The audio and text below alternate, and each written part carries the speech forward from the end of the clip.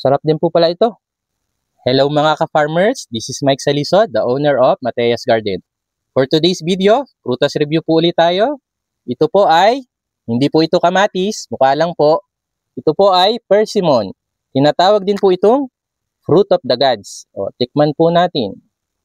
Yan po. Lambot lang po nito guys pag hinog na. Wow, yan. Ito po ang texture niya. Yan, creamy ang texture. Tignan natin.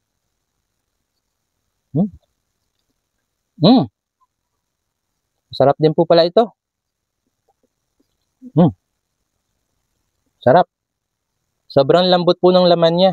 Ito sa isang prutas may 5 to 7 na seeds. Kaya ang dami po naming pananim. Kaya kapag kumakain po kayo ng mga prutas, huwag niyo po itapon yung buto. Itanim niyo na lang po. Sigurado naman po yan. Tutubo din po. Sarap.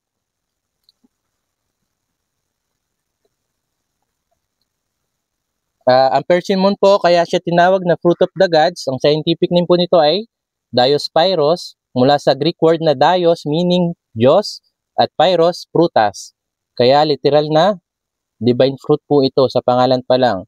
At bukod po sa pangalan nito, ito po ay mayaman sa vitamin A, C, antioxidant, fiber, kaya super fruit din po ito. Isa po sa napakagandang itanim po, persimmon.